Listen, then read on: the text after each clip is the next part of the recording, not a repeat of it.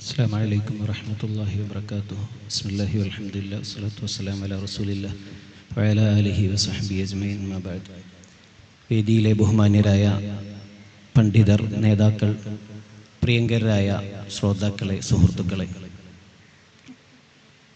മാനവ സഞ്ചാരത്തിൻ്റെ ആശയതലങ്ങളെക്കുറിച്ച്, അത് ഇന്ന് എത്രത്തോളം രാജ്യത്തിന് അത്യാവശ്യമാണ് എന്നതിനെക്കുറിച്ചാണ് ഇതുവരെയും നമ്മോട് എല്ലാവരും സംവദിച്ചു പോയത്. തീർച്ചയായും രാജ്യം കാത്തിരിക്കുന്ന ഒരു സഞ്ചാരം എന്ന നിലക്ക് ഈ ആശയത്തെ ഉയർത്തിക്കൊണ്ടുവരാൻ നമുക്ക് സാധിക്കുന്നുണ്ട്. അതിനിയും മുന്നോട്ട് പോവേണ്ടതുണ്ട് എന്ന പ്രതീക്ഷ കൂടി, എന്ന ആവശ്യകത കൂടി ഇവിടെ മുന്നോട്ട് വയ്ക്കപ്പെട്ടിട്ടുമുണ്ട്. നമ്മുടെ രാജ്യം 1947 സ്വതന്ത്രമാകുമ്പോൾ നവീനമായ ഒരു ആദർശത്തിൻ്റെ, ഒരാശയത്തിൻ്റെ ഒരു യുഗ പര്യവസാനത്തിന് സാക്ഷി വഹിക്കുകയായിരുന്നു നമ്മൾ. പക്ഷേ അന്ന് നമ്മുടെ മുന്നിൽ ഒട്ടനേകം പ്രതിസന്ധികളുണ്ട്. വളരെ സത്യമായി പറഞ്ഞാൽ തന്നെ ഏകദേശം സമ്പൂർണമായും മനുഷ്യർ നിരക്ഷരർ എന്ന് പറയാൻ പറ്റും വിധം വെറും 25% പുരുഷന്മാരും 8% സ്ത്രീകളും മാത്രം സാക്ഷരരായിരുന്ന ഒരു രാജ്യത്ത്, സാമ്പത്തികമായ വളർച്ചയുടെ യാതൊരു സൂചനകളും കാണിക്കാതിരുന്ന ഒരു കാലത്ത് നിന്ന്, വളരെയധികം അസമത്വങ്ങളുടെ പ്രശ്നങ്ങളുള്ള ഒരു കാലത്ത് നിന്ന് എങ്ങനെയാണ് നമ്മൾ മുന്നോട്ട് വന്നത് എന്നതിനെ നമ്മൾ പഠിക്കുമ്പോൾ, എങ്ങനെയാണ് ഒരു രാജ്യം എന്ന അസ്തിത്വത്തിലേക്ക് നമ്മൾ മുന്നോട്ട് കയറി വന്നത് എന്നതിനെക്കുറിച്ച് നമ്മൾ ആലോചിക്കുമ്പോൾ നമുക്ക് 2 ഉത്തരങ്ങൾ ലഭിക്കും. അതിലൊന്ന്, നമ്മുടെ ദേശീയ നേതാക്കളുടെ, രാജ്യതന്ത്രജ്ഞരുടെ, അവരോട് തോളു ചേർന്ന് പ്രവർത്തിച്ച മനുഷ്യരുടെ വലിയ പ്രതീക്ഷയും അവരുടെ ആത്മവിശ്വാസവും അവരുടെ മനസ്സുറപ്പുമായിരുന്നു. രണ്ടാമത്തേത്, ഈ നാട്ടിലെ ജനങ്ങളുടെ അത്യത്ഭുതകരമായ, ലോകത്ത് സമാനതകളില്ലാത്ത പങ്കുവെപ്പിൻ്റെ, സ്നേഹത്തിൻ്റെ, സമർപ്പണത്തിൻ്റെ, വിട്ടുവീഴ്ചയുടെ മനോഭാവമായിരുന്നു എന്ന് നമുക്ക് എല്ലാ ചരിത്രകാരന്മാരും അടയാളപ്പെടുത്തിയത് കാണാനാവും. ഇന്ത്യയുടെ സ്വാതന്ത്ര്യാനന്തര ഇന്ത്യയുടെ ചരിത്രം എഴുതിയ മുഴുവൻ ആളുകളും ഈ ചരിത്രത്തെ കോറിയിട്ടിട്ടുണ്ട്. ഇന്ത്യ സിൻസ് ഇൻഡിപെൻഡൻസ്, സ്വാതന്ത്ര്യാനന്തര ഇന്ത്യ എന്ന പേരിൽ അതിവിശാലമായ ദശാബ്ദങ്ങളോളം നീണ്ട പഠനങ്ങൾ കൊണ്ട് എഴുതപ്പെട്ട ബിപിൻ ചന്ദ്രയുടെ പുസ്തകത്തിൽ നമുക്കിത് കാണാനാവും. മറ്റനേകം പുസ്തകങ്ങളിൽ ഈ ആശയത്തെ കാണാനാവും.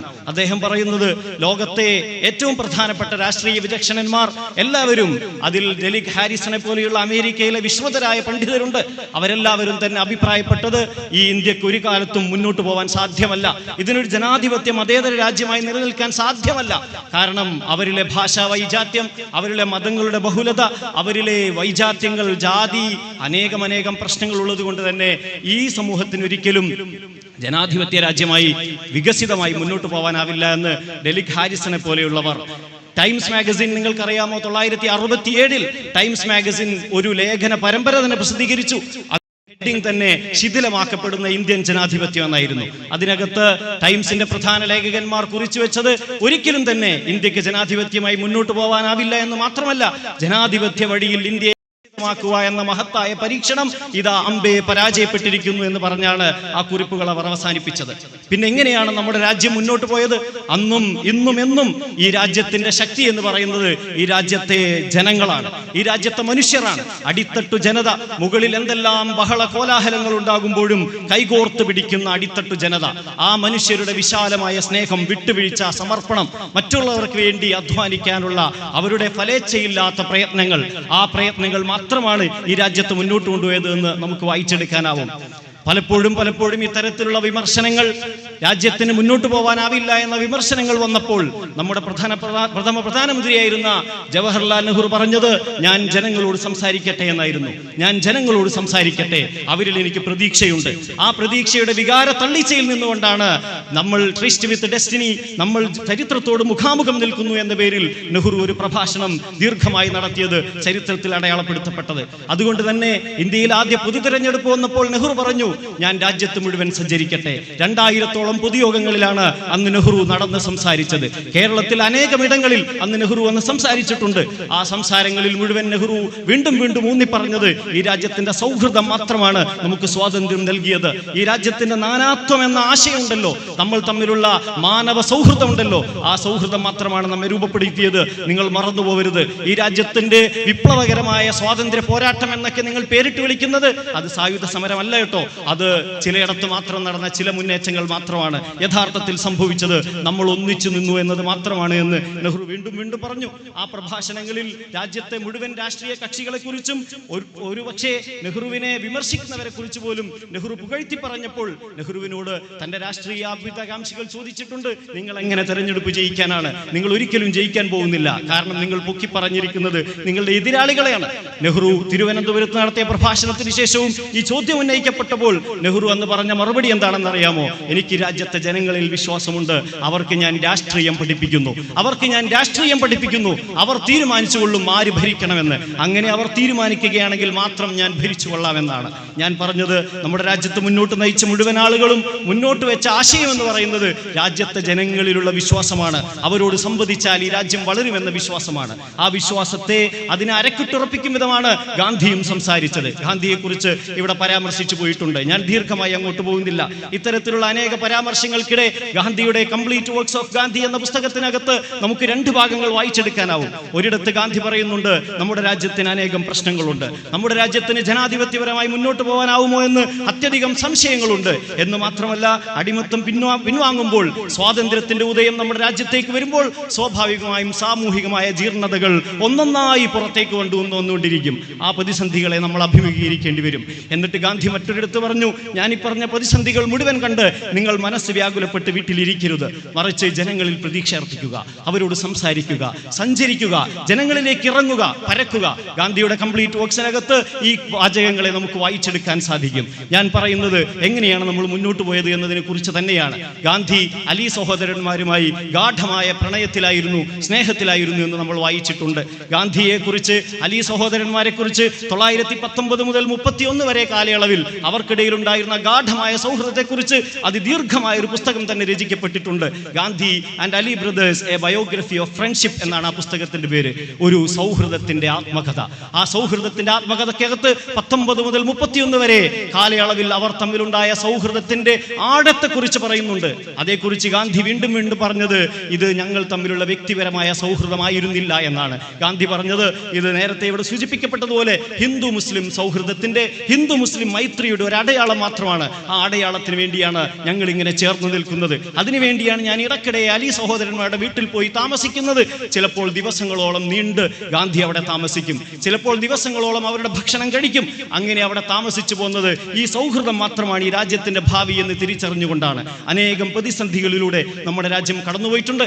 ആ പ്രതിസന്ധികളുടെ കാലത്തൊക്കെയും നമുക്ക് പ്രതീക്ഷ, ഇന്നത്തെ പ്രതിസന്ധിയിലും എന്താണോ പ്രതീക്ഷ, അത് ഈ മനുഷ്യരുള്ള വിശ്വാസം മാത്രമാണ്. ആ പ്രതീക്ഷയുടെ നാമ്പുകൾ അസ്തമിച്ചു പോയിട്ടില്ല എന്ന് ഈ അടുത്ത കാലത്തും നമ്മുടെ സമൂഹം തെളിയിച്ചിട്ടുണ്ട്, ഇന്ത്യയിലെ ജനങ്ങൾ തെളിയിച്ചിട്ടുണ്ട്. നമുക്കിനിയും ഒരു സമൂഹമായി, ഒരു സമുദായമായി അനേകം വൈജാത്യങ്ങൾക്കിടയിൽ നാനാത്വത്തെ ഉദ്ഘോഷിച്ചുകൊണ്ട് അതിനെ നിലനിർത്തിക്കൊണ്ട് മുന്നോട്ട് പോകാനാവണം. ആ മുന്നോട്ട് പോക്ക് മാത്രമായിരിക്കും നമുക്കിനിയും മുന്നോട്ട് പോകാനും നിലനിൽക്കാനും ഒരു രാജ്യം എന്ന നിലയ്ക്ക് വികസിക്കാനും സാധിക്കുന്നത് എന്ന് മാത്രം പറയാനാണ് ഞാൻ ഈ അവസരം ഉപയോഗപ്പെടുത്തുന്നത്. രാജ്യത്തിന്റെ പ്രതിസന്ധി കാലങ്ങളിൽ, നമ്മുടെ രാജ്യം അഭിമുഖീകരിച്ച അനേകം പ്രശ്നങ്ങളുടെ കാലങ്ങളിൽ എങ്ങനെയാണ് നമ്മൾ മുന്നോട്ട് പോയത്? നിങ്ങൾക്കറിയാം, ഭോപ്പാൽ ട്രാജഡിയെ കുറിച്ച് നമ്മൾ കേട്ടിട്ടുണ്ട്. ഭോപ്പാൽ ട്രാജഡി ഉണ്ടായ കാലത്ത് ഇന്ന് പല നിലക്കുള്ള വിഭജനത്തിന്റെ തത്വങ്ങൾ പറയുമ്പോൾ നമ്മൾ ഈ ചരിത്രങ്ങൾ കൂടി ഓർത്തെടുക്കേണ്ടി വരും. അക്കാലത്ത് ഭോപ്പാലിൽ അനേകം മനുഷ്യർ മരിച്ചുപോയതിനെ കുറിച്ച് നമ്മൾ അറിഞ്ഞിട്ടുണ്ട്.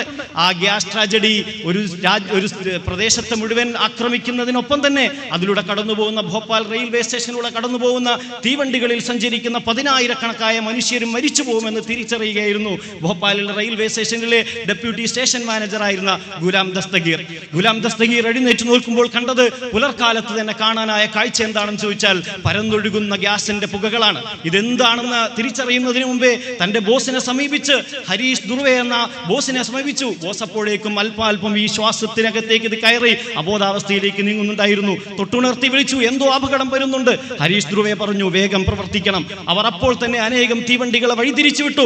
പല വണ്ടികളെയും പെട്ടെന്ന് പാസ് ചെയ്യാൻ അനുവദിച്ചു. ആ സ്റ്റേഷനിൽ നിർത്തേണ്ടതില്ല. ആളുകൾ വലിയ ഒച്ച വെച്ചു, ഞങ്ങൾക്ക് ഭോപ്പാലിൽ ഇറങ്ങണം. അവരെ മുഴുവൻ കടത്തിവിട്ടു. അങ്ങനെ കടത്തിവിടുന്നതിനിടയിലായി ഹരീഷ് ദുർവെ ആ ട്രാക്കിൽ വീണ് ഈ ഗ്യാസ് ശ്വസിച്ച് ശ്വാസം അടഞ്ഞ് മരിച്ചുപോയി. ആ മരണം കൂടി കണ്ട ഗുലാം ദസ്തഗീർ പണി നിർത്തിയില്ല. വേഗം ഓടി രക്ഷപ്പെടാമായിരുന്നു ഗുലാം ദസ്തഗീറിന്. പക്ഷേ ദസ്തഗീർ വീണ്ടും അവിടെ നിന്ന് 23ഓളം സഹപ്രവർത്തകരെ ഉപയോഗിച്ച് പരക്കം പാഞ്ഞ് മുഴുവൻ തീവണ്ടികളെയും സ്റ്റോപ്പ് ചെയ്യിപ്പിച്ച് പലതിനെയും വഴിതിരിച്ചു വിട്ട് അവിടങ്ങളിൽ ഓർമ്മകളിൽ അവരോടൊപ്പം ഉണ്ടായിരുന്ന 23 പേരിൽ പലരും അന്ന് കുഴിഞ്ഞു വീണ് മരിച്ചു എന്ന് ദസ്തഗീർ പിന്നീട് ഓർത്തെടുക്കുന്നുണ്ട്. വലിയ ശ്വാസകോശ സംബന്ധമായ പീഡ അനുഭവിച്ച് ദസ്തഗീർ വീണ്ടും 13-14 വർഷം ജീവിച്ചു എന്ന് ചരിത്രത്തിൽ നമുക്ക് വായിക്കാനാവും. 2019 ദ ഹിന്ദു പത്രം ആ വാർത്ത കൂടി പ്രസിദ്ധീകരിക്കുകയുണ്ടായി. ഒരു രാജ്യത്തിന്റെ സൗഹൃദത്തിന്റെ ആത്മകഥ ഹിന്ദു പത്രം ആ വാർത്ത പ്രസിദ്ധീകരിക്കുകയുണ്ടായി. ഞാൻ പറഞ്ഞു വരുന്നത്, രാജ്യത്തിന് മുന്നോട്ട് പോകാനുള്ള ഈ ആശയത്തിന്റെ ഈ അടിയൊഴുക്കിനെയാണ് നമ്മൾ തെരഞ്ഞു നടക്കേണ്ടത്. അതിനെ അന്വേഷിച്ചെടുക്കേണ്ടതുണ്ട്. നമ്മളെങ്ങനെയാണ് ഒരു സമൂഹമായത് എന്നത് നാം മറന്നു പോകരുത്. നമ്മളെങ്ങനെയാണ് ഈ രാജ്യം കെട്ടിപ്പടുത്തത് എന്ന് നാം ഒരിക്കലും വിസ്മരിക്കരുത്.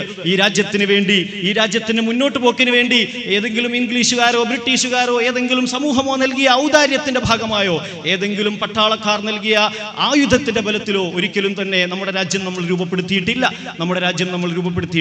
രാജ്യത്തിന് രൂപം കൊടുത്തത്, രാജ്യത്തിന് മുന്നോട്ട് നയിച്ചത്, അതിന് ബലം നൽകിയ ആശയങ്ങൾ നമ്മൾ രൂപപ്പെടുത്തിയത്, നമ്മുടെ ഭരണഘടനയെ നമ്മൾ രൂപപ്പെടുത്തിയത് അടിത്തട്ട് ജനതയെ കണ്ടുകൊണ്ടാണ്. അതുകൊണ്ട് തന്നെയാണ് മറ്റൊരു രാജ്യത്തിനും അവകാശപ്പെടാനില്ലാത്ത വിധം ഏറ്റവും അടിത്തട്ടിൽ നിന്നുള്ള ഒരാൾ ഈ ഭരണഘടനയെ ഡ്രാഫ്റ്റ് ചെയ്യുന്നത്. ആ ഡ്രാഫ്റ്റിന്റെ രൂപീകരണത്തിന്റെ അവസാന ഘട്ടത്തിൽ രാജേന്ദ്ര പ്രസാദിന് അംബേദ്കർ ഒരു എഴുത്തെഴുതുന്നുണ്ട്. അതിനകത്ത് അംബേദ്കർ പറയുന്നു, ഞാൻ നേരത്തെ നിങ്ങൾ പറഞ്ഞ ആശയങ്ങളില്ലാത്ത ഒബ്ജക്റ്റീവ് റെസൊല്യൂഷനിൽ ഇല്ലാത്തൊരു കാര്യം കൂടി എഴുതി ചേർത്തിരിക്കുന്നു. അതെന്താണെന്നറിയാമോ?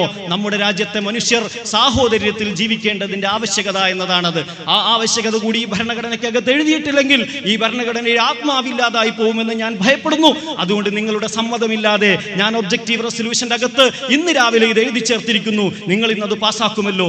ഈ കത്ത് അങ്ങനെ തന്നെ രാജേന്ദ്ര പ്രസാദ് ഭരണഘടനാ നിർമ്മാണ സഭയ്ക്കകത്ത് വായിക്കുന്നു. കയ്യടിയോടെ എല്ലാവരും എഴുന്നേറ്റ് നിന്ന് പാസ്സാക്കുന്നു. ഇങ്ങനെ ഒരു ആശയം മറന്നുപോയല്ലോ, അത് തീർച്ചയായും ഭരണഘടനയുടെ ഭാഗമാവേണ്ടതാണല്ലോ എന്നവർ ഓർത്തെടുക്കുന്നു. ഇതാണ് രാജ്യത്തിന്റെ പാരമ്പര്യം. ഈ പാരമ്പര്യത്തിനകത്ത് നിന്നുകൊണ്ട് മനുഷ്യരിലേക്ക് പരന്നു പോവാനാണ് SYSന്റെ പ്രവർത്തനങ്ങൾ, ഈ സംഘകുടുംബത്തിന്റെ പ്രവർത്തനങ്ങൾ. അതിനുവേണ്ടിയുള്ള നിരന്തരമായ പ്രയത്നം നമുക്ക് എല്ലാ ജനങ്ങളിലേക്കും പരക്കാനുള്ള പ്രയത്നം ഉണ്ടാവട്ടെ എന്ന് ആശിച്ച് ആഖിറു ദഅ്വാനാ അൽഹംദുലില്ലാഹി റബ്ബിൽ ആലമീൻ. അസ്സലാമു അലൈക്കും വറഹ്മത്തുള്ളാഹി വബറകാതുഹു.